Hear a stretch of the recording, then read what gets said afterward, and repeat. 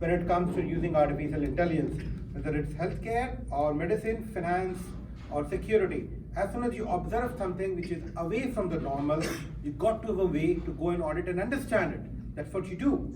So we'll turn to each of the panelists to bring in their perspective from finance or other industries that they want to about application of artificial intelligence in anomaly detection when the amount of data is extremely large, because that's very relevant to finance.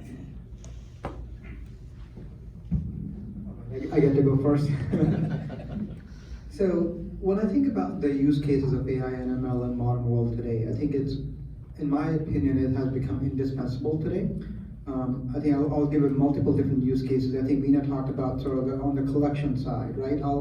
I can talk a little bit more on the compliance or the payable side. I give you a few examples, like, you know, I think it's real life is easy to understand. One of our large customers, let me say, you know, they're the largest online retailer in the planet. Really, it's easy to guess the name. So they, you know, they only audited 10% of their expenses there. Really, so when employees file their expense reports, only 10% get somebody human reviewed, 90% would get paid without anybody ever looking at that.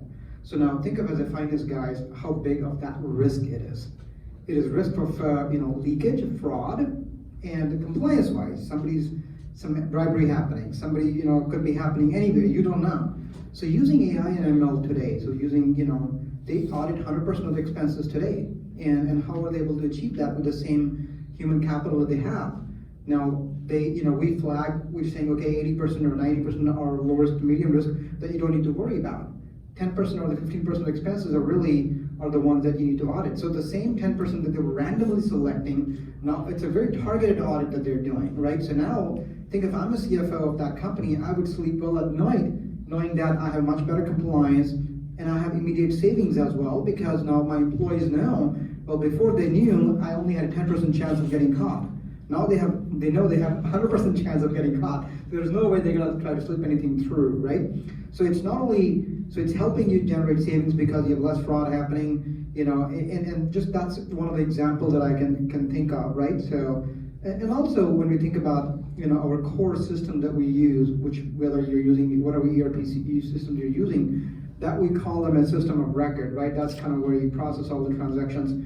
But this is where AI or ML kind of based systems are the system of insights that sit on top of those systems of record that can, you know, look at all the data that's just sitting in there and give you behavioral patterns about whether, you know, who's your top paying customer, who you need to follow up, or who you need to look at your employees, who, like, one of the things we publish is behavior index or ABI score. That means we can tell literally who's your constant, you know, who's the employee who's sort of most likely to commit or pass through unauthorized expenses. So, and same thing we do for ABI score for the vendors. We know exactly which are the vendors that are most likely, you know, so that's, when we say the system of insights, that means really whether it's doing reporting or looking at audit pattern or looking at that. So these systems that which run on top of your system of record can really become your system of insights there. And you know, to actually dovetail with one of the earlier questions that was asked, actually where we feel like is we're not replacing anybody, we're actually making the people more smarter. Like example I gave it to you, so the 10% people that were auditing, they were just randomly, they were just, you know, cherry picking and randomly picking a report out of the hat and auditing. Now they have become more productive, they have become more intelligent in a way where they know exactly what to look for. And not only that, the systems can flag by going outside the core systems and saying, you know, that these are the things, what's wrong with them, what do you guys need to look for that? And now again, the systems are, AI systems are not 100% perfect, that's why, you know, still having a human in the loop is also having a great sort of, you know, add on to that, so. Makes sense. Long-winded answer. Right, and before we move to others, let me quickly, you know, give kind of summary for you to take it. It's a really good answer in the race. With anomaly detection in AI, what's going to happen is going to give you an ability to look through massive amounts of data. Yes. You know how to do, you know, kind of selective analysis. Number two, it will give you an ability to predict things using machine learning. We're talking about deep learning. So Nilesh, that's what it is. You basically think about, look at data analysis patterns from past and how to behave and predict what's going to happen in future. These two things are extremely powerful tools. So Raj and Nick, what else would you like? If I can add to one, so some of the things like we talked about deep learning, some of the things were not even possible humanly. You know, humans can't go through that much of volume of data with deep learning, and you know, now with computer vision, semantic analysis, you can read through that. You know, computer can actually visualize things and sort of predict kind of things there as well. So absolutely, Raj. And Mike? Sure. Okay, sure. Great answer. I love all that stuff. Wrote a lot of stuff down. When you talk about anomaly detection, one of the things I think is a challenge is that, if you had, let's say, throw a number out there, 100 million transactions that you wanted to go through, and you flagged 1% of them, that's still 1 million transactions that a human being has to then manually check. So I think that's one of the issues that we're grappling with. Like, how do we then take it to another level and flag the things that are really important?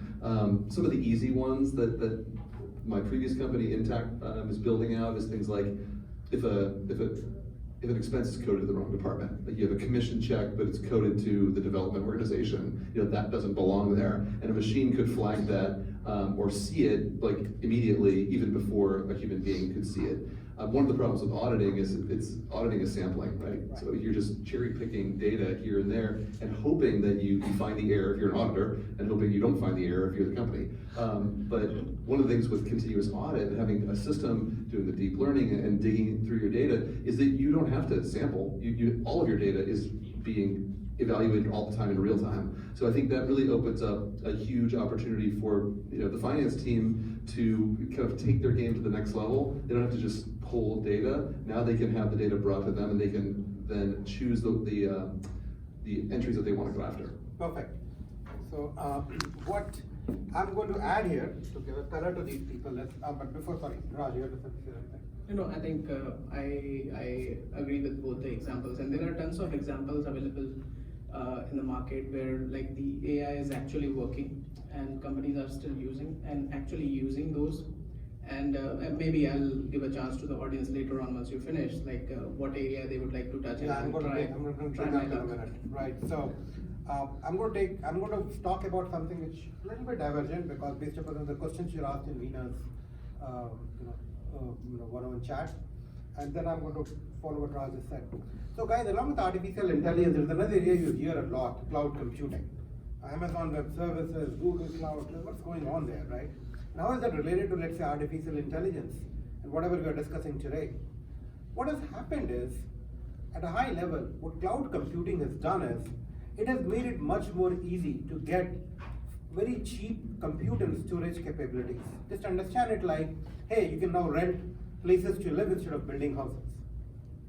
Now, once you have that capability around, that makes it very easy to run artificial intelligence models. The word deep learning used to be called neural networks 20 years back. And basically when you're doing analysis, think about the human brain and number of levels of analysis we do. When we did not have cloud computing, you essentially could only do 2 or 3 levels of analysis. Now you can go back and do 20 levels of analysis. So cloud computing has really democratized artificial intelligence. It's a very critical concept you have to understand. I don't know especially about Veena's company, Nareesh's company, but a lot of good new startups coming in this area actually do not buy IT systems, do not keep in-house IT or have a big storage systems. They put everything on the cloud, and companies like Amazon or Google or Microsoft are providing you ready-made artificial intelligence solutions which you can very easily deploy. You still need some kind of talent, but you do not have to start things from scratch. There's chartered accountants, professionals. If you want to start a company, you want to do something new, and let's develop a new kind of an AI tool, think about the problem you're solving, go back and map, but in terms of what technology you have to use to actually get things going, there's a lot of support out there. I'm going to do something interesting now, which is going to make my panelists uncomfortable and my audience very happy. I've done this before as well.